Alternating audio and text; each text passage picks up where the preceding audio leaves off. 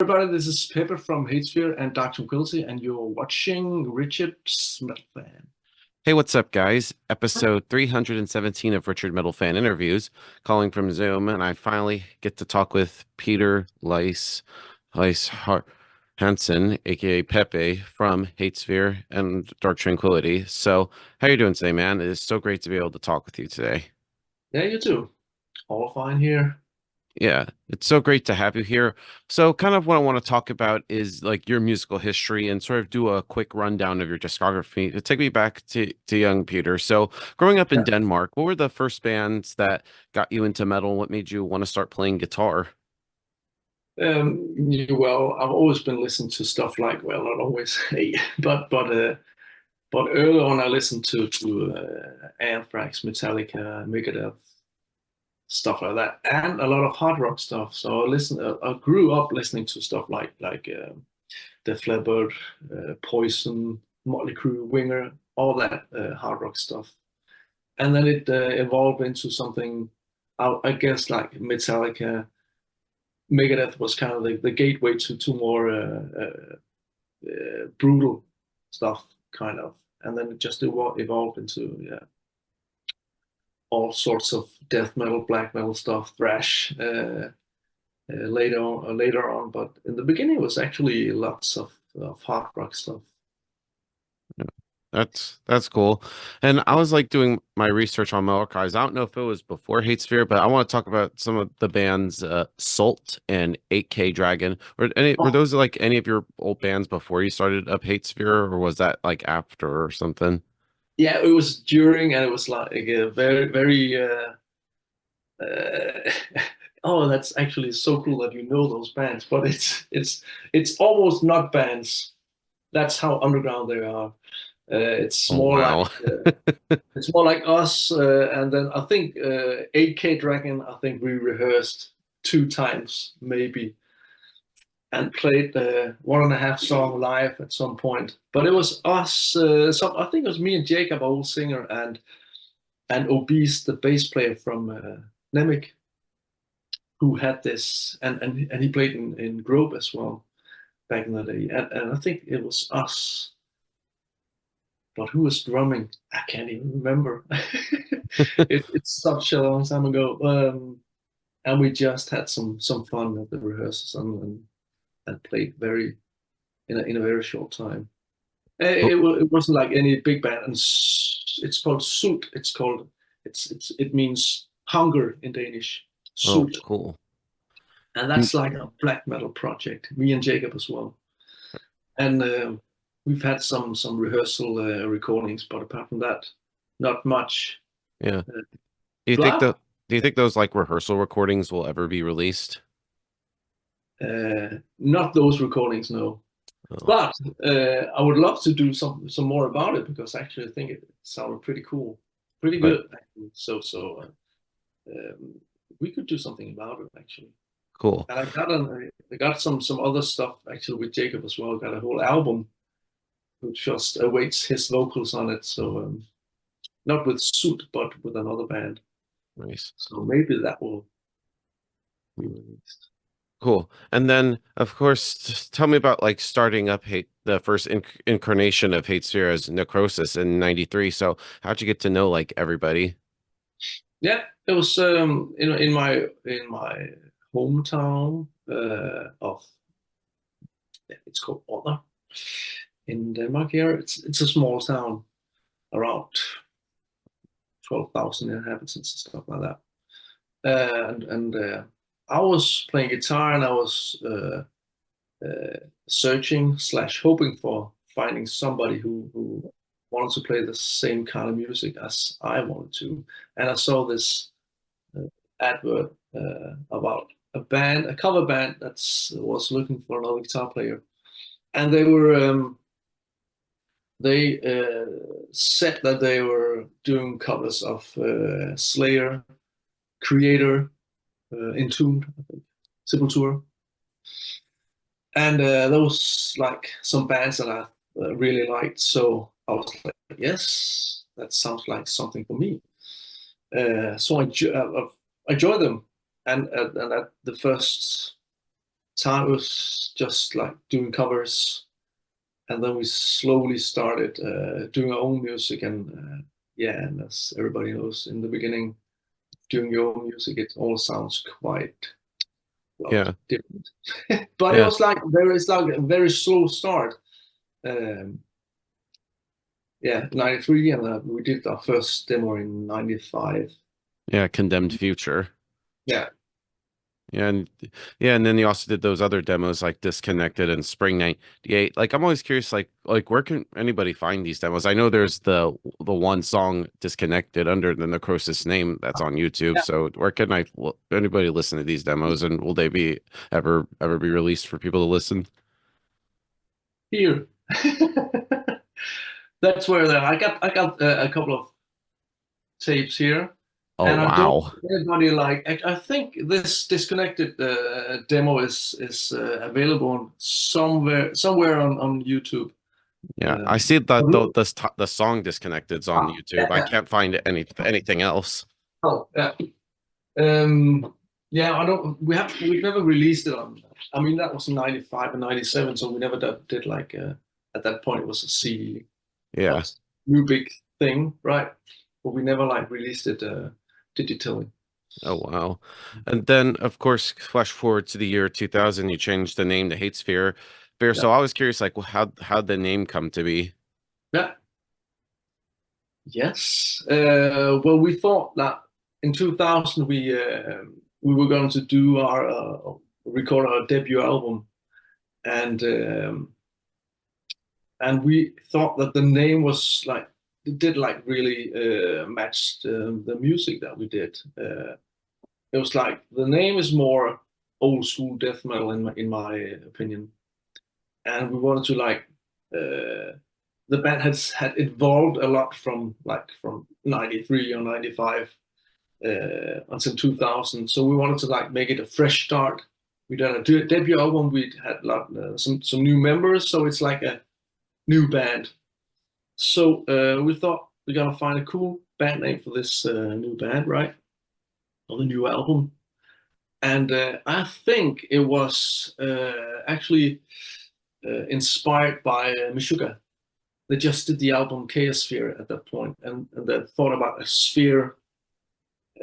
I mean, sphere is like a cool thing. It's a cool name, and we thought, how about a sphere full of? I mean, it sounds quite simple, but a sphere full of hate that Yeah. could fit our music quite well. So I mean, it was in your face. It was like brutal. So we thought it fit the music quite well at that time. So we changed the name. Yeah. And then you got signed to a Scarlet Records. Yeah. So how did they find Hatesphere? Originally, we were signed to a label called Serious Entertainment here it's a Danish label, or it was a Danish label. That was Jacob Hansen, the producer who he did our first album. And he signed us to his own label. But before we could release the album, the label went bankrupt.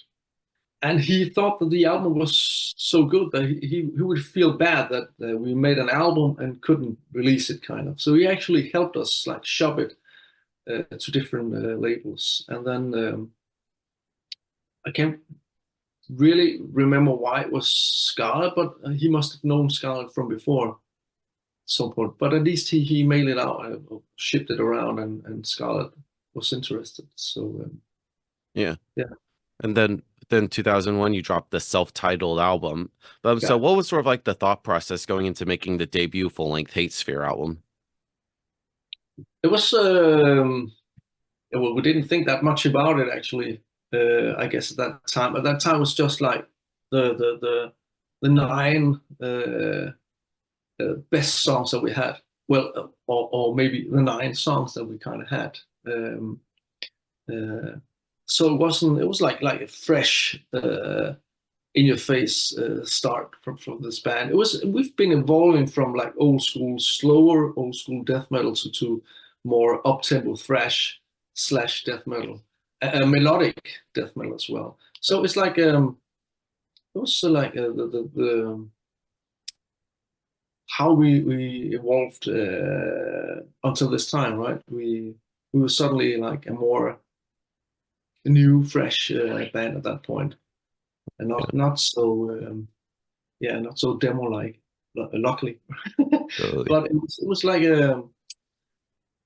like fresh and young and in your face kind of, not so much bullshit, I guess.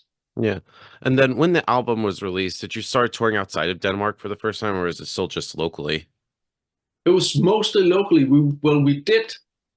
It was 2001. I think we did a few shows, uh, but very few shows outside of Denmark. Still, we played in.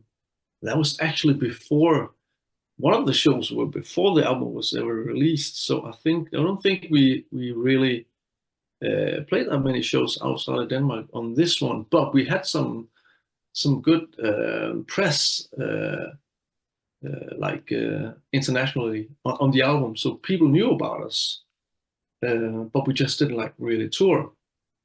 And then we did our next album in 2002, and that's when we started like playing internationally as well. So we had our first tour in 2003.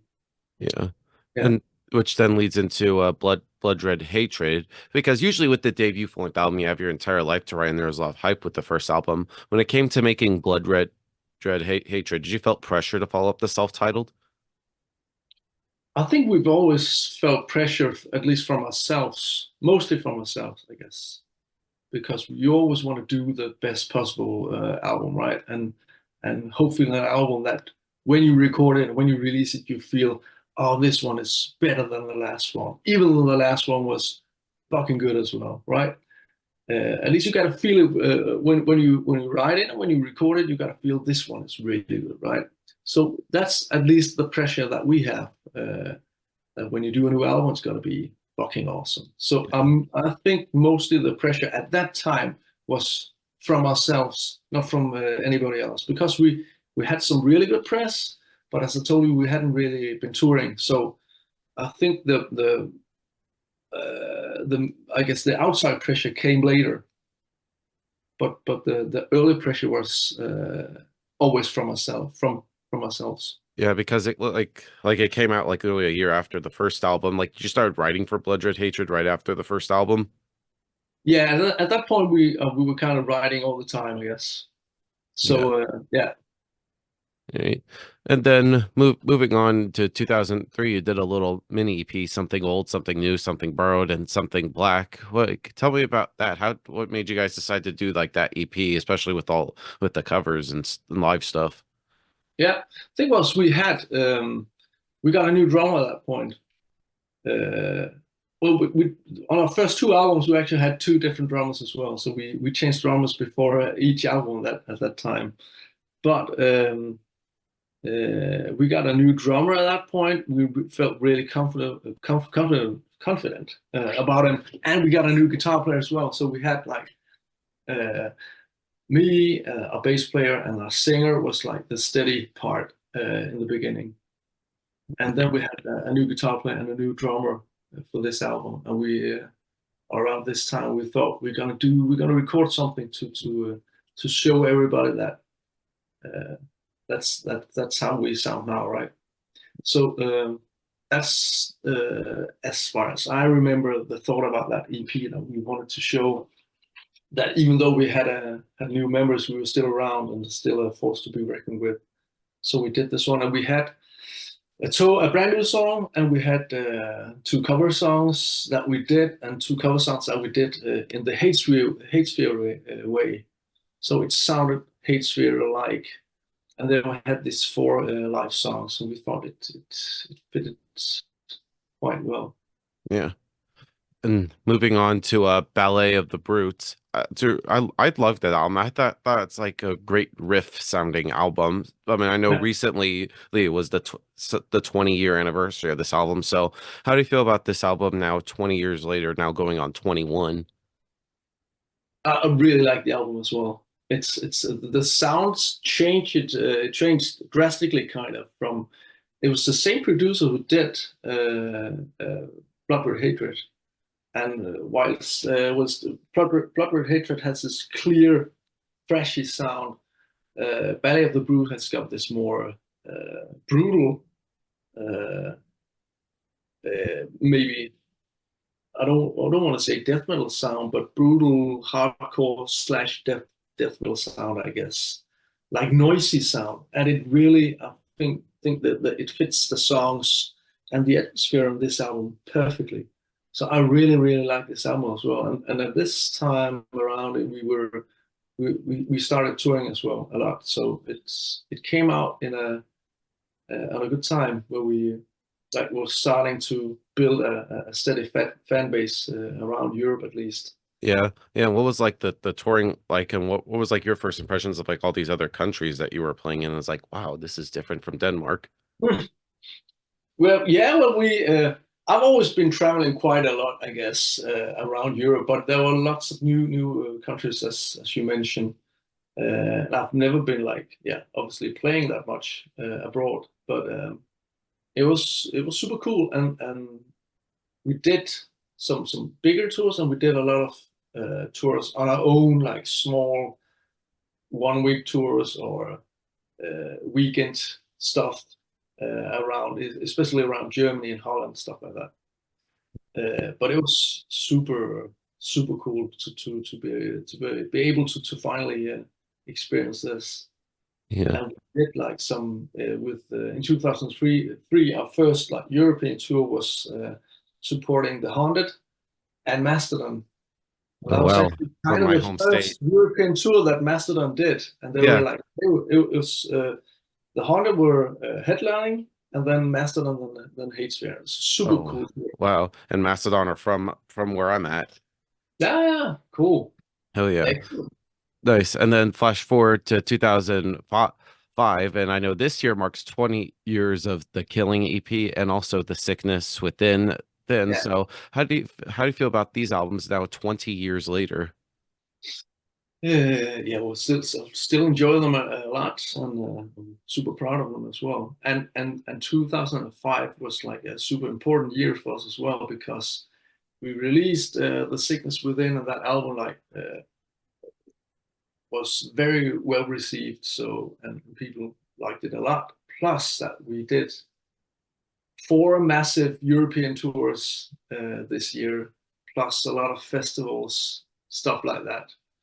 So, and we toured with yeah, with Dark Tranquility, with Nice. Creator, with Chimera, with Morbid Angel, the first tour that they did with Dave Vincent, Holy shit, what a uh, lineup. and Soilwork as well. So it was a super cool, intense year. We played 121 shows in 1 year. Damn. That was super intense. So that year is something special. We did 2 massive European tours in the winter slash spring, then wrote and recorded The Sickness Within, and then toured again in the fall. So it was super intense. Yeah, like you guys were like on fire from like 01, 05, like just like on that constant grind with like releasing albums Yeah. and stuff. So what inspired you all to just like keep just hammering shit out?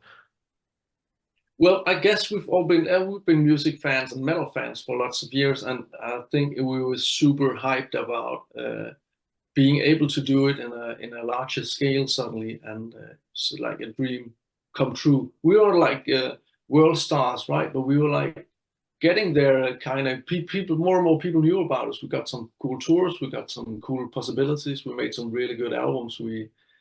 That's actually what like kept us going. And it was super fun. It was just amazing to be able to play stuff and places that you hadn't been able to do before and had only been dreaming about. So I guess that's like, and we were young. We didn't have that much responsibility at home, kind of. Yeah. Yeah. Yeah. And then moving on to the next album, Serpent Smiles and Killer Eyes. I thought that's a pretty good album. Did you like really want to like take your time when making this album after like just that, like I mentioned before, that constant grind? Yeah, I actually can't really remember, but we had like at that time with the signals within, we get signed to SPE Steamhammer, which was a very big label at that time, with bands like Time Negative, Motorhead, Sepultura as well. So we had like some kind of pressure of getting an album out and doing videos, stuff like that, and obviously touring as well. So, and that was we recorded that album in the winter of very early 2007. So and in 2006 we did some European tours as well. Yeah. Played quite a lot, I guess. Yeah. Did you ever tour America at that time, or was it still just later? It was later. We had an opportunity to tour, but due to lots of stuff, I think we had a tour with. Actually, and now I see your shirt. Well, that's kind of cool because Unleashed, like, it's like like an old favorite band of mine. And Yeah, I that actually saw them last year at 70,000 Tons of Metal. yeah, excellent. Because the first US tour that we were gonna do was with Unleashed, but and that was around 2007 at some point, but it never we couldn't do it. At that time was something with we've been touring so much in Europe, and some of us, that was around when we started to change lots of members, and they were getting kind of tired of life on the road. So it's like a US tour where we had to like do something not as I mean I mean touring in the States for a European band, I guess for US band as well, is different than touring in Europe. So we had to like take a kind of a step down when we toured the Euros. I mean, and that's just how things are. But we never got to do that tour because people were kind of tired in their heads at that point. Even though, I mean, that would be super cool, I guess. Hell yeah.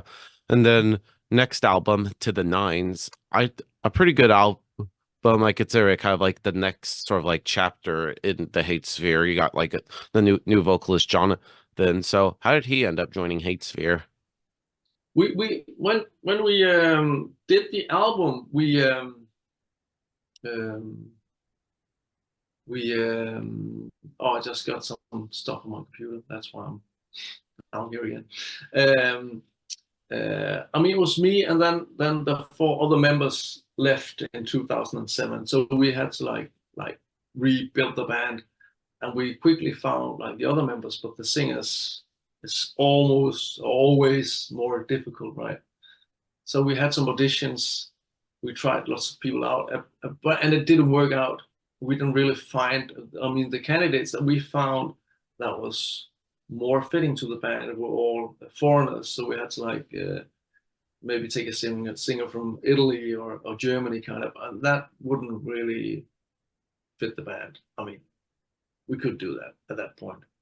So it was actually one of our friends that knew this guy. He was a young guy at that time, like 10 years younger than we were. So we didn't know that much about him, but our friend did, and he recommended him for the band. We tried him out, and he was super cool. Yeah. And how's like sort of like the reception been now that you change singers? Because that's like a risky move. Like Oh yeah. when bands like change singers, like there's always that thing of like, will it work or won't it work? Well, it was kind of hard. I mean, we gained some new fans, but lost a lot of new old fans, I guess. And I guess because at that time when we were growing and we like made a name of ourselves, we had Jacob as a vocalist, and it was kind of hard to rebuild the band and convince people that we were still going strong, was still cool, and we sounded. I mean, we still sound like Hatesphere. Obviously, when you get a new singer, you sound a bit different, but it was like the basic was still the same.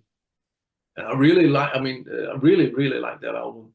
But it was obviously it was kind of hard to change singers. Yeah. Yeah.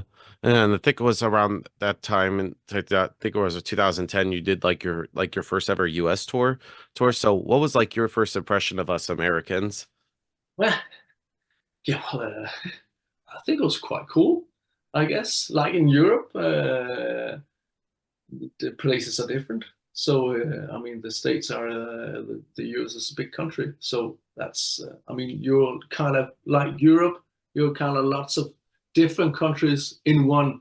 So you can go somewhere and it's going to be totally different if you go to the north, and then if you go to the south or in the middle or whatever. So it's a country with lots of contrast, I guess. Nice. Nice. Different. And do you remember like that first US tour? Oh yeah. Oh yeah. It was super cool. It was two super cool tours. The first one was really cool. That was with the Black Dahlia murder, and Oh they were yeah. like on fire. So it was quite cool. A great tour, and it was really for us down to earth. I mean, we drove with we shared a van with Augury, the Canadian tech death band. I guess that was on the tour as well. So we, I mean, we saw lots of the countryside from the van and experienced that, and it was really down to earth. It's quite cool to for the first tour, Yeah. and great shows and great people. Yeah, because I remember I think saw you actually played in Atlanta at the Old Masquerade. So how do Yeah. you feel about that venue? Because that was like one of my favorite venues. Because you remember like when bands like load in their shit, they would used to have like this little makeshift like elevator, and it would like come down, and bands would like load in their shit, and then it would like rise back up. I can't remember the loading there, but I guess but I remember the show because I thought, yeah, this is the first show in the US ever. This is gonna be super fucking cool, right? And Yeah, I can't remember if we played on the second tour. If we played the Masquerade as well. yeah. I see you doing like did like two. You played here like two times in 2010. Okay, yeah, exactly. We had another tour with Nevermore, Oh and yeah, and I heard they recently got back together. yeah, exciting. Yeah, yeah. I'm kind of curious about that. Yeah, yeah. Yeah, obviously, I mean, Van and Jeff, and then some other guys. Let's see what they find out, how they sound. Totally. Then Yeah, moving on to the next album, The Great Bludgeoning I thought I liked that album. Tell me about that. yeah. Again, it was with a new singer. It was with Essa, and he was in the band from for almost 10 years after that. So it was like a new period of the or era of the band, and it's yeah. Um, Yeah. yeah, I like it as well. Yeah. Um, it was quite. I mean, again, it was like when I try to remember, it's like it's always hard work to get in a new singer, and again, it was difficult for us to find a new singer because we don't just want to. I mean, lots of people out there scream and whatever, but not all of them sound that cool, right? And they got to be nice guys as well, and they got to be great on stage. So it's always been hard for us to find the right singer. I guess for every band it is, right? But Yeah. again, that was he was like a candidate that we didn't really initially think about, and then tried him out, and worked out super cool. Oh Uh, yeah. we And had a then new we had a new drummer as well on that album. yeah. Uh, Yeah. And did they bring like something new to like Hatesphere at that time that y'all didn't have previously? yeah, I guess Essa had some like a different vocal range than Yoller, for example. Um, he could do both some clear vocals. He didn't really do the clear vocals, but like screaming with a tone, I guess.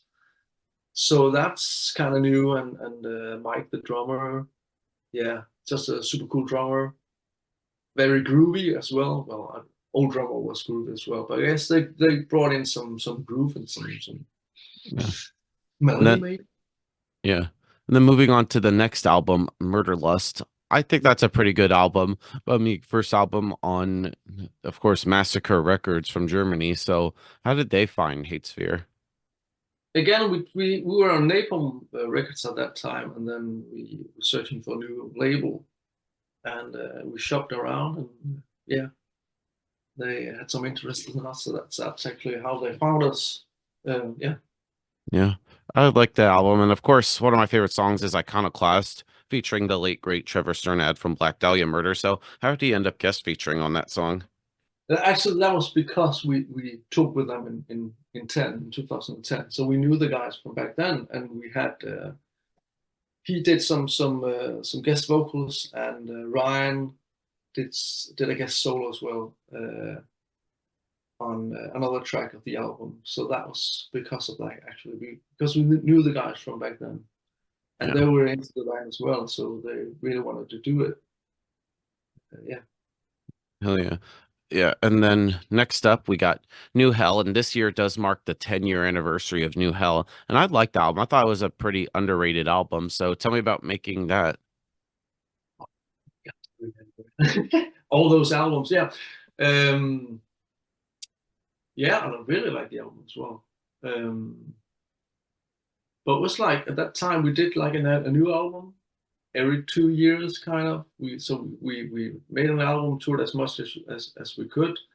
I mean, all the members had families as well now, some jobs that we had to fit in. You know, when you grow up, that's the problems you have to like solve when you have to when you have a band, you have to tour and you have to all sorts of stuff. So we did as much as we could at this point, and we had, I mean, this album is the fourth album in a row that we did with Ture Madsen. He'd been working with us from way back on a second demo as well, and on the Sickness Within, he was there as well. He mixed Serpent Smiles as well, and then he did for the past like 5 or 6 albums, it's been only Ture. So at that point, it was like quite we wrote the album, and then we talked to Ture about how is that new album production-wise going to sound? Is it going to be something different, kind of? And then we just entered the studio.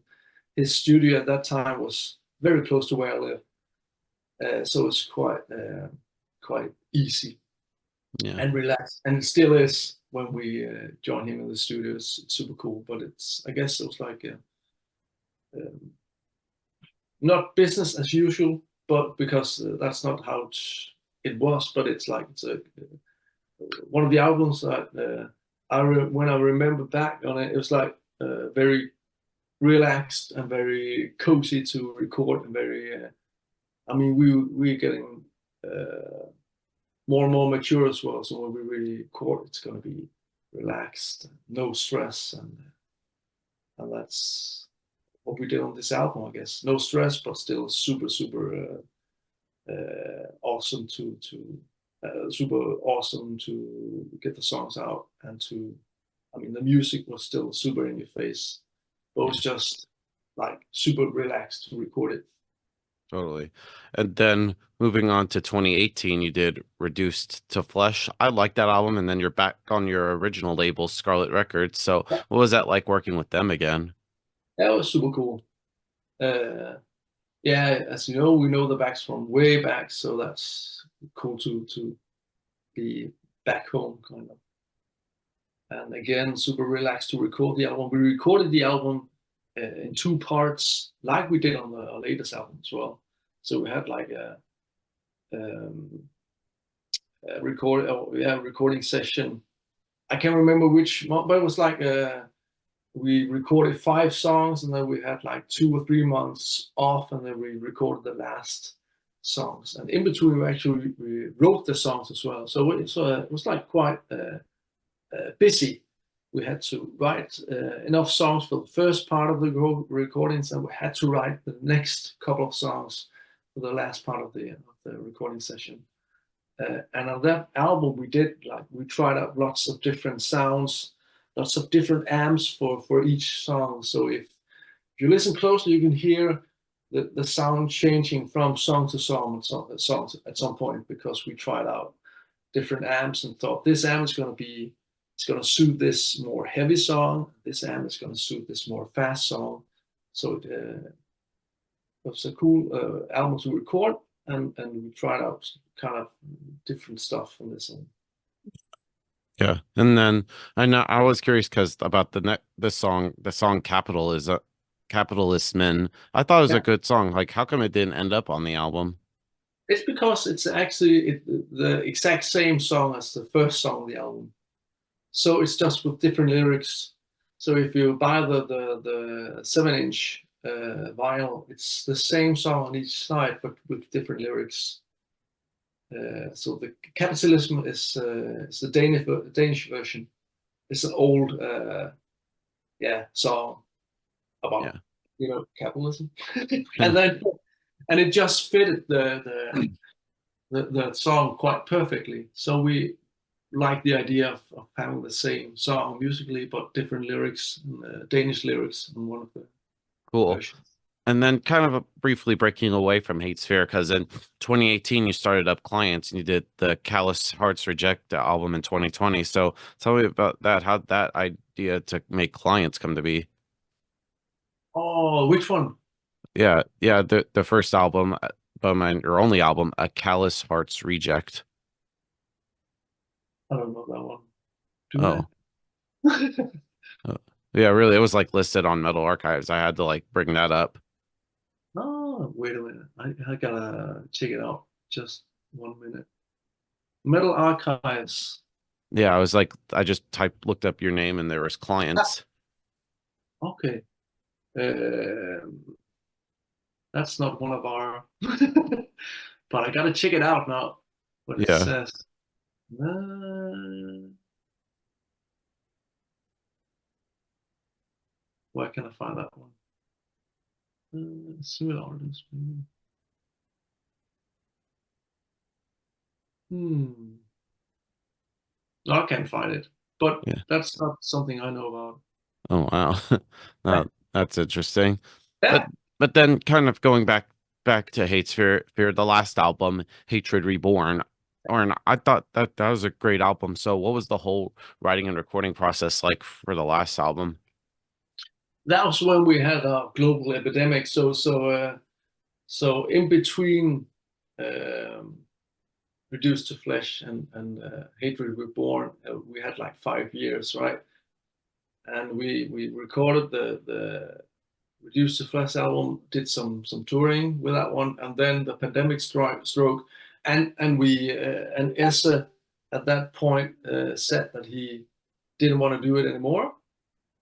So during the pandemic, we had a stand-in singer for the 5 shows we did those 2 years. We only did 5 shows in those 2 years because we didn't want to do. Didn't make sense to make a tour where people had to sit down or be separated. That was too crappy, kind of. Then we took like some time off to do different stuff, I guess, because we couldn't do music how we usually did it, kind Yeah. of these shows, right?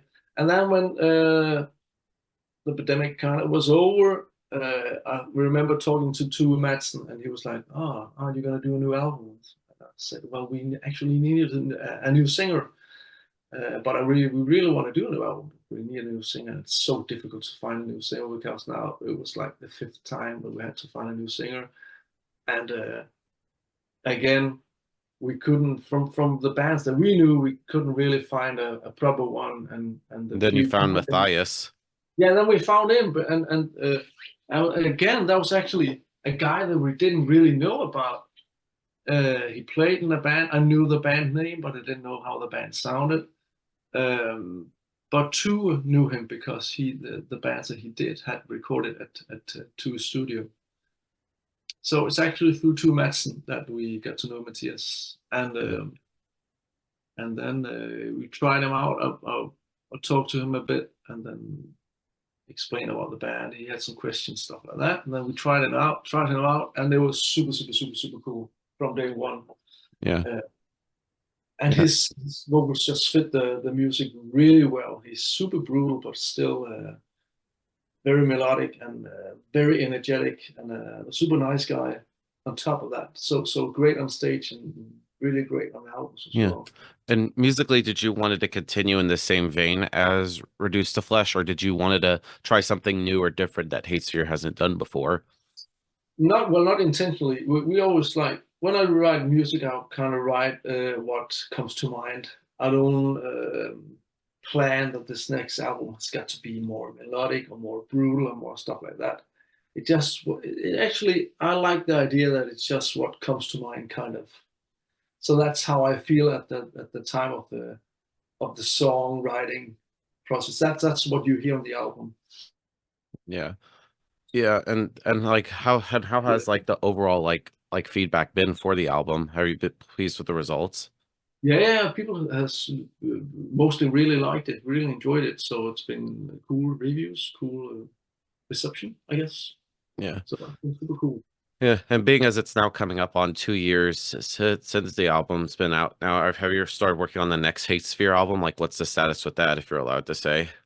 Yeah, we're right now we're gonna start writing. Actually, we've been like kind of slow, I guess. But I'm gonna start writing some new music now. We're gonna start writing some new music, and hopefully record the album within a year or so. Yeah. So that plan. And then, of course, like kind of breaking away from Hatesphere here, of course, last year you started playing live with the our homies in Dark Tranquility. So how'd you get to play with them?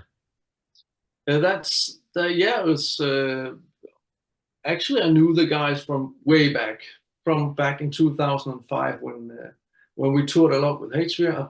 Two of the massive European tours was with were with Dark Tranquility. Yeah. So I knew them from back then, and haven't really talked to them that much since we've met up, hooked up some guys sometimes. We met at some shows, stuff like that, but not much. And then they contacted me because they need a new guitar player. So that's why. Yeah, because I remember like seeing you play live with them at Power last September, and I was like, wow, because I've interviewed everybody, all the other members, but I was like, I have not met this dude. So, and I was like, great. I was like doing my research. I was like, wow, I need to check out Hatesphere, and since then, I think you nailed those songs live with the band. Cool. Yeah. Yeah. And I was just curious, like since you're playing live and stuff, and you were even in the participating in like the meet and greet and stuff, like I was curious if you're gonna be like an official member, because I know you're appearing in like promo pics with the band.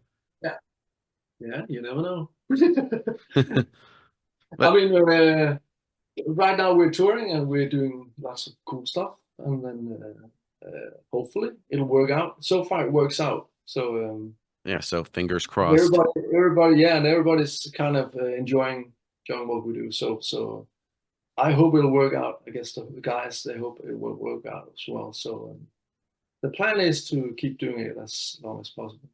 Hell yeah. Yeah. Yeah, and I think you like how different is it like playing with like Dark Tranquility versus playing with Hatesphere? Yeah, initially I didn't think it would be that different, but it's been difficult kind of for me actually more difficult than I thought to learn the songs, because in Hatesphere I've always been writing almost all the music, but now I had to learn somebody else's music, and that was quite it's super fun, but it was quite difficult as well actually, Yeah. because when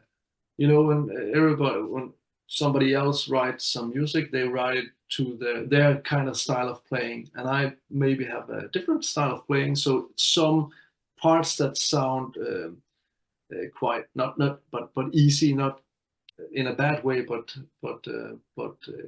maybe easy to learn. Wasn't easy to learn because my hand would do something different than their hands would do, kind of. But I mean, I've learned it, and now it's just natural, kind of. But it's been a challenge, I guess, but a cool one. Yeah. Yeah, and when playing like those old songs with Dark Tranquility, do you try to like add like your own little spin to the songs, or you try to make it how it sounds on the albums? Oh, I guess I got a few solos where I could do kind of my own thing, but I think I want to be kind of true to the Dark Tranquility sound, to how Johan is playing as well. So we sound good together. Yeah. Yeah. I guess mostly it's been playing. Yeah, how album style, kind of style, right? But they do as well, like I'm used to as well, that not all songs are played exactly as on the album. some song has got some special live features. So they've learned me that as well. And I think that's quite cool actually, that some songs sounds a bit different live than they do on the albums. All right. And then of course the final question I want to talk to you about is talking about like your gear and everything, because I feel like you have like a great guitar sound. So I'm always curious like what your setup is like with live or recording in terms of like guitars you use, strings, pedals, amps, all that good stuff. Always been really, always been so bad at equipment and all the technical stuff. But I've learned a bit though in my older years, I guess. But I've been lucky to play in a band where some of the other members could help me out. So that's quite cool. But like normally, like back in the days, I always had this like a quite normal setup with an amp and then maybe some different stuff, um, like like a like an EVH amp, which we've been using for quite a lot of years. Uh, Super cool amps, and that was actually the first amp that we both used in the studio and live because it sounds so fucking great. Some of the other setups that I've had was like it's good for live sound, but not good in the studio. So studio-wise, we've always been kind of old school, like trying some Marshall, some PV 5150, some EVH, um, some Engel stuff, and then kind of mixed it together. And I guess we're gonna continue to do like that in the studio. On my like the past couple of years, I've been using my Kemper instead live for live shows, not on the album so, but for live shows. And it's because it's so well, it's easy, but it shouldn't be about how easy it is, but it's easy and it's really cool. You can get some of the plugins that I have is directly from the Hatesphere albums actually, because Tue Madsen has done a lot of plugins as well. So I got the Hatesphere sounds on them as well. Nice. Yeah, and Dark Tranquility use Kemper as well.